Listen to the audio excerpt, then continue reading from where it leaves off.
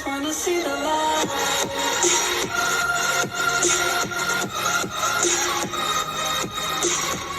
Hey guys, welcome back to another video on the channel. It's your boy IC here, and today we are going to continue reading my science textbook. Yeah, let's go here. Okay, to learn more about the natural world, scientists carried out practices of science. Scientists often investigate natural phenomena that they are curious about. Scientists make observations and develop possible explanations for natural phenomena. Sometimes they provide solutions to problems that arise in daily life. Practicing science involves demonstrating ways of thinking and doing.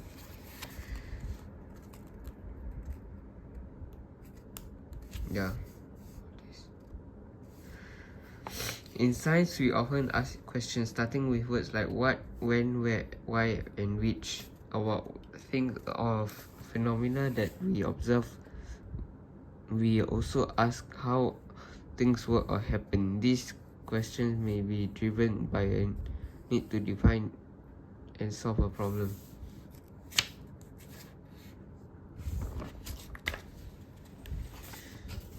A scientific question is usually accompanied by a hypothesis explanation, accompanied by a proposed explanation for an observation. This proposed explanation is a hypothesis. The purpose of proposing a hypothesis is to explain a phenomenon or propose solutions to a problem. To test a hypothesis, observations should be made from repeated experiments, even if the results of the experiments do not support the hypothesis. The process of testing the hypothesis is still valuable. This is because the process helps us to eliminate some possible explanations and explore new ones.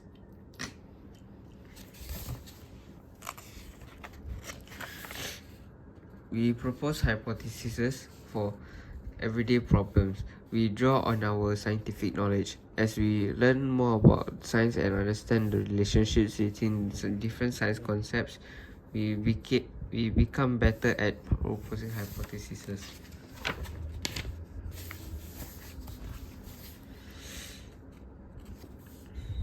Conducting experiments and testing solutions, measuring with scientific instruments.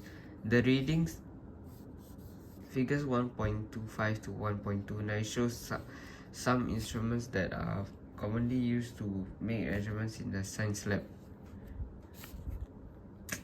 The readings taken from the instruments are expressed as a numerical value with a unit. For example, a stopwatch measures a time interval to be 5 seconds. Within the scientific community, a system of standardized units called the International Systems of Units or SI units is widely used to ensure common standard when making measurements.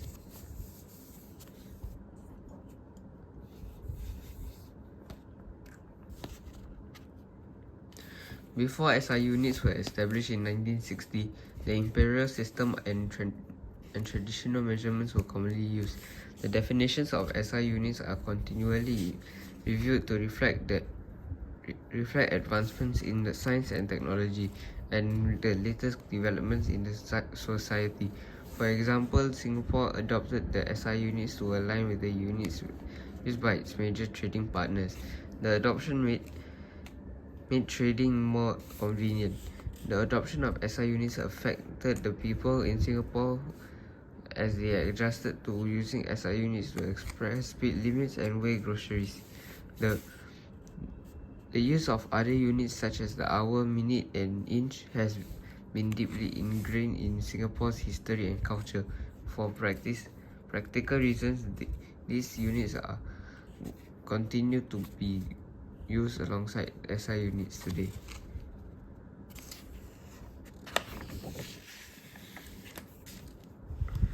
Conducting experiments and testing solutions. Accuracy, precision, and errors. When making a a measurement, a reading should be as close to the true value of quantity as possible. If the reading is very close or same or the same as the true value, the measurement is said to be accurate. A dartboard can help us to understand the accuracy of measurements. The bullseye represents the true value. Each black dot represents a reading. The closer a reading is to the actual value, the more accurate the reading. To represent this, the black dot is located closer to the bullseye. Accuracy is affected by errors in measurements. To learn more about errors, consider the following weighing scales. Which of them will most likely give an accurate reading?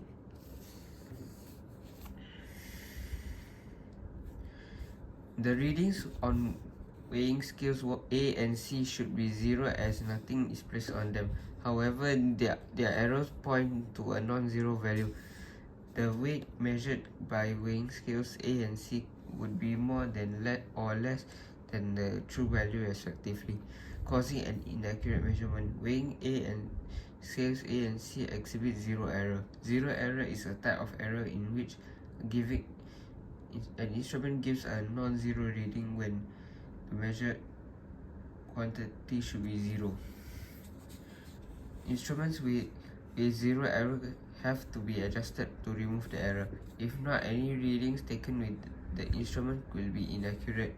Some electronic instruments have the tare function that can be set the scale to remove the zero error. Okay, there's no episode 3, so I'll be doing it as one. When instruments are used incorrectly, the measurements made can be less accurate or less precise. Parallax error is introduced into a measurement when the marking on the measurement is viewed from the wrong angle.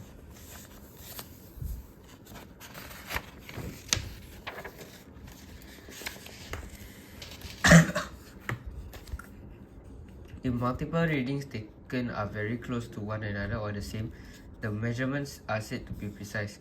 When multiple readings are taken, they are represented by multiple black dots. The closer the readings are to one another, the more precise the readings. To represent this, the black dots are drawn closer to one another. Figure 1.37 shows the precision and accuracy of readings in 4 different scenarios. We often obtain multiple readings when we conduct science experiments. If these readings are not close to one another, the measurements are precise. However, they may not be accurate. This is optional for me, so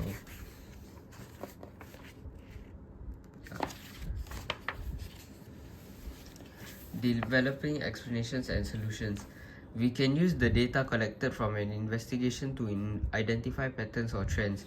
By studying these patterns or trends, we can propose possible explanations for our observations, which in turn helps us to develop solutions to problems we face in our daily lives.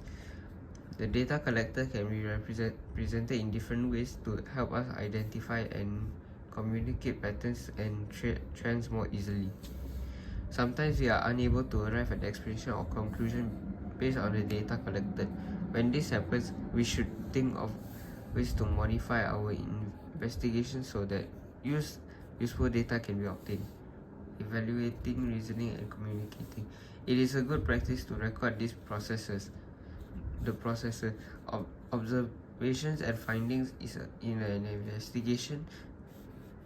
The records are useful when scientific findings are to be presented. Scientists use different means to present their findings to the scientific community. The different forms of communication allow scientific ideas to be critiqued and defended. This process involves reasoning based on evidence. It provides an avenue for the scientific community to discuss and evaluate explanations and solutions before accepting them.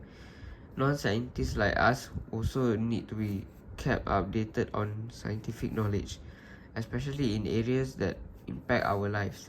We may obtain scientific information through different media.